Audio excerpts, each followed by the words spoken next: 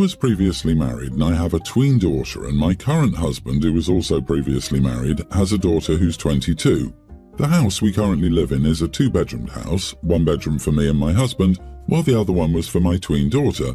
My stepdaughter moved out even before I got married to her dad. We're planning on getting a bigger house and looking for one, but that's what we have right now.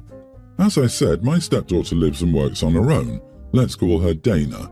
Dana was recently fired from her job and couldn't pay rent for her own place. She asked if she could move in with us, and we obviously agreed. However, problems started when she learned she would have to share a room with her younger sister. She said that she couldn't handle that and wanted her full privacy. I told her I understood the complications of the situation, but I couldn't have my daughter move out of the room because where was she going? We have an extra fold bed that we open at night in the living room just in case someone will sleep over. She said we could have her sleep on that bed. I told her the problem is that she needs her own space. A folding bed in the living room is not a space, especially since we can only open it at night by moving the furniture, also her wardrobe and all that stuff. It's way more complicated than just a sleeping area. She also had a problem because my daughter wouldn't remove her clothes from the wardrobe. I told Dana I could get her an extra wardrobe. Yeah, it will not be as big as the current wardrobe, but I'll ensure it is big enough even if I had to get her 2, not 1. She told me my daughter should be moving her stuff into that wardrobe while she takes the main one. I told her that's not happening. She already has her stuff in there. Overall, she is not compromising at all and is making unreasonable demands. My husband asked me if we should move the folded bed into our room, but I told him we didn't have space for the bed to unfold. He then suggested what Dana said for her to sleep in the living room, and I refused. I told my husband I get it is a ridiculous situation, but I can't have my daughter's life flip upside down just because Dana wants privacy. Sharing a room would be as hard on my daughter as it will be for Dana. So either we all compromise or Dana finds another solution, because I see her as being very selfish, wanting a tween to change so that she can be comfortable. And I'm not differentiating between them, but logically, Dana can search for other options. She's not forced to share a room, but my daughter will be forced to share a room if Dana comes. Am I the idiot for not allowing my stepdaughter to have a bedroom all for herself? Not the idiot. Dana isn't in any position to demand the entire household change to suit her. She should be grateful she has a place to go and isn't living in a car, not trying to push a minor out of her bedroom so she can have her privacy. You get that kind of thing in your home when you pay your way. She got herself fired, which says a lot about her entitlement, and she can either accept the concessions you're very gracefully making for her or live elsewhere. She's 22. Time to get her crap together. Exactly, beggars can't be choosers. She gets fired and immediately cannot afford her rent. She sounds like a dumpster fire. At 22, she can look for a 2-bedroom apartment and a roommate. I suspect Dana has some issues with seeing you and your daughter as family, which is why she's being so unreasonable and thoughtless. Putting a tween girl out on the couch and taking her furniture is just beyond comprehension to me. How she can think that is okay must involve some feelings of superiority over your daughter.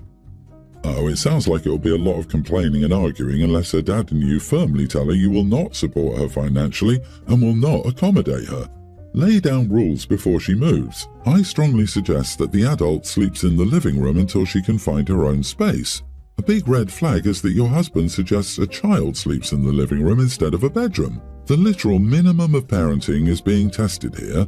Dad sounds like he just doesn't want to deal with his daughter. He'd put out your daughter to avoid the conflict. I, 28 female, recently gave birth to my son. My son has blonde hair, and so did I until I was like 4, and my hair has only gotten darker. My husband has black hair. I have very dark brown hair now, and our entire family has either one of these colors or similar. No one else has reacted negatively towards our son's blonde hair.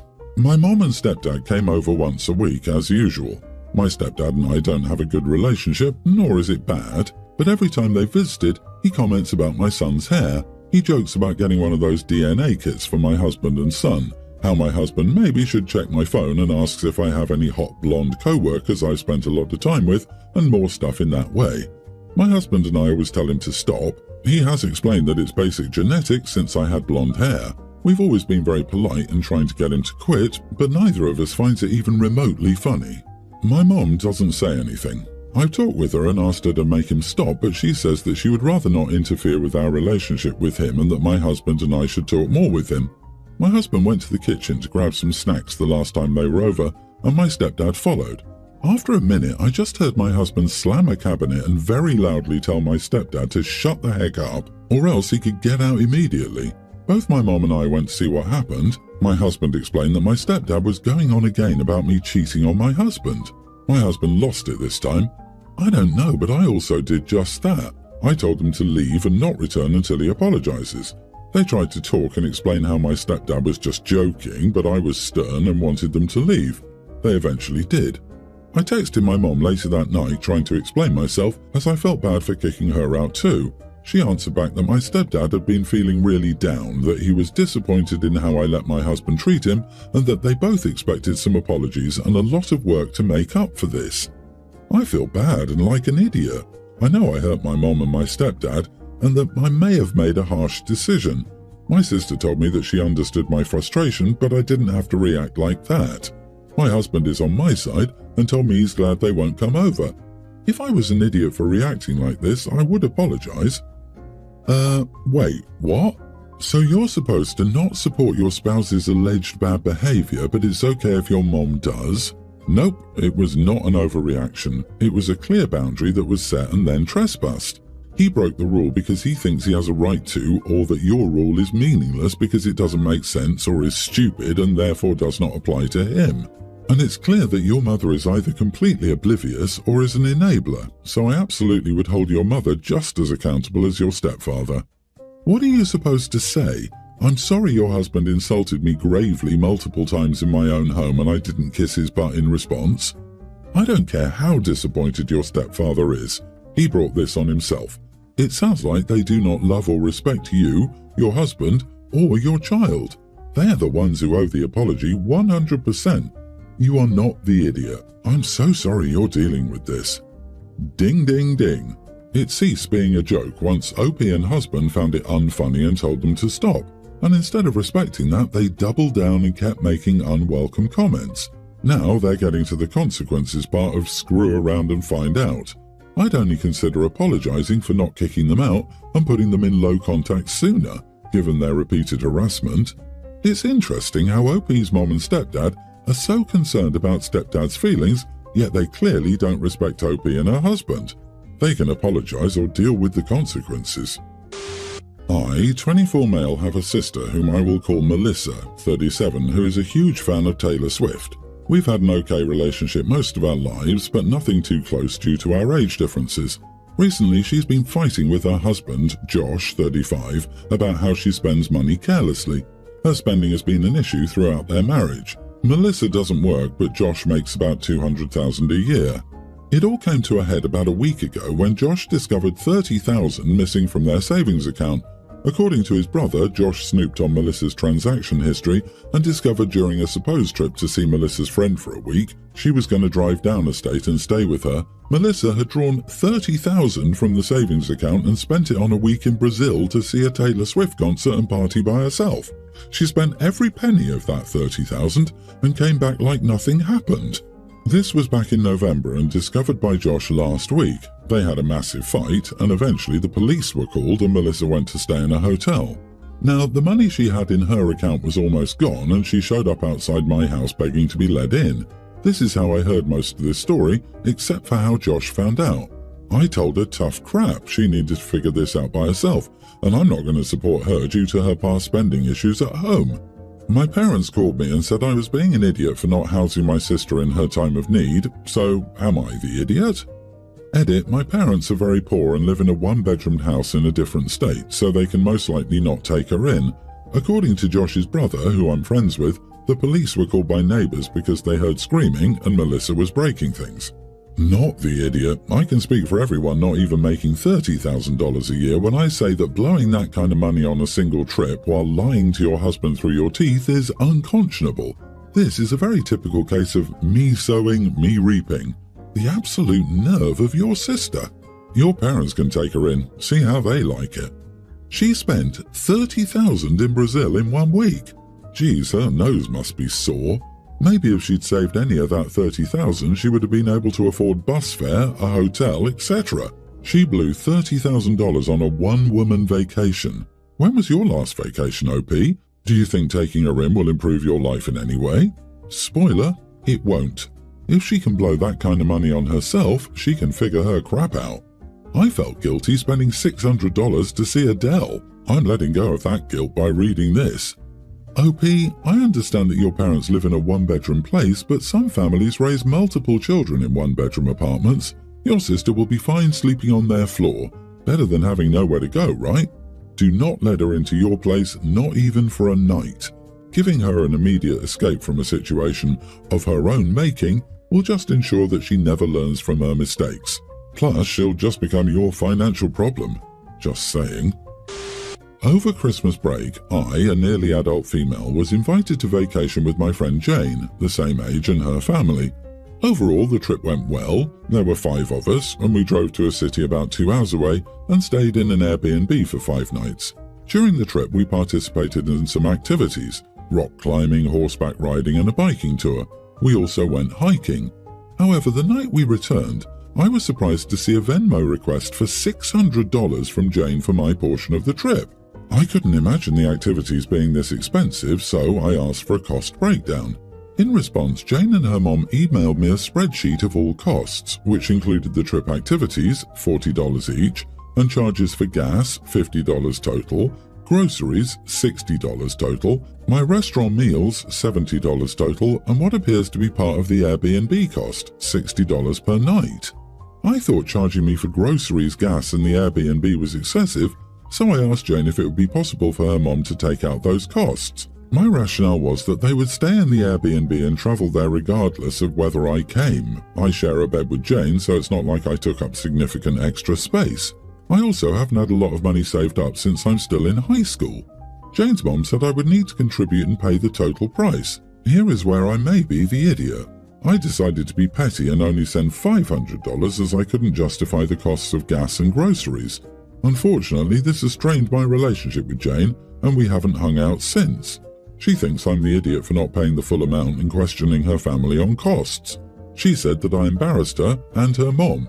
Am I the idiot for not paying the full cost of the vacation? Edit: costs were not discussed beforehand. Not the idiot. If you invite one of your children's friends to join you on a vacation, it's kind of expected that you're their guest. You're on your own for spending money, souvenirs, etc., but if you expect the child to pay more than that, that should be made clear from the beginning when the invitation is made. Charging you for gas and the Airbnb, expenses they would have had whether you went or not, is ridiculous and cheap. I would never expect one of my son's friends to reimburse me for gas money, and any time we've invited one of his friends to join us at a baseball game, out to dinner, laser tag or whatever, we've always paid for everything. If their budget was such that they couldn't afford to cover your meals and groceries, that should have been made clear when Jane invited you. This, springing the costs on a teenager after the holiday, makes Jane the idiot. Which teenager has $600 lying around? These people couldn't afford their vacation and invited OP to help pay down the cost. It's not a coincidence the cost was not discussed beforehand, as they didn't want to risk an invitee not accepting. Yeah, they are embarrassed because they should be. If a family invites you on their trip, they are expected to pay for you, or they should have informed you and your parents ahead of time. However, my guess, knowing teenagers, is that the friend is to blame here, not the parents. I'm guessing the friend said, "Can I invite my best friend along?" And the parents said, "Yeah, if she pays away." And the last part of the invitation didn't get passed along. But yeah, costs should always be agreed upon first. I've known my best friends, who are a married gay couple, since we were in middle school, and I pretty much raised my baby brother after my dad and stepmom died when he was 5 and I was 23. So when my fiancé and I decided to get married, of course I picked them as my groomsmen and my brother as my best man. My fiancé's family was kind of old school, which was okay because they weren't that bad. I guess her parents didn't know until recently that my best friends are a gay couple, or that my little brother is bi. They started making a big stink about them being in their daughter's wedding and letting my brother bring his boyfriend. At first, my fiancé was with me and telling them no and trying to get them to drop it. Recently, they started threatening her about not coming and saying it would be an embarrassment to her family. She's been extremely upset about it, and she started asking me if I could possibly change my mind. I told her no, and if her parents didn't come, it'd still be okay. Even still, she's been getting more frantic about it. We got into a big argument over the weekend, and she goes on about how they could still be there, just not as prominent, saying that my brother is a teen and any regular teenager wouldn't have a +1 anyway. I quickly shut that down, and I yelled at her that I wouldn't exclude my loved ones like that to appease her folks. She yelled at me for being unfair, knowing how close she was with her folks. I told her I'd call off the wedding if she asked again. Since then, it's been awkward and we haven't spoken much. My best friends think if I really want to be with her, maybe I should give a little, but her brother thinks I should get her to really stand up to their parents. Am I the idiot? What happens if you and her have children one day? What if that child is bi, gay or trans? Will she stand up for her children or push them to the side? She is so willing to shut your loved ones out for the sake of her ignorant family. What will happen to your children? These are things I feel you should consider before moving forward with the wedding. You are not the idiot, but that is one wedding that needs to be called off ASAP. You guys are definitely not on the same page. Dude, I know you love her and she loves you, however she is showing you her true colours now that she's willing to put others' ignorance above your feelings and family. What if she doesn't want your children around your best friend and brother due to their orientation because her family views them as dangerous or that they will corrupt your children? I know that sounds outlandish, but it does happen and sounds like something that may happen to you. Please think hard before you get married. Your fiancé has no backbone, and if she can't see that she's putting her parents first and you second, maybe you should put the brakes on.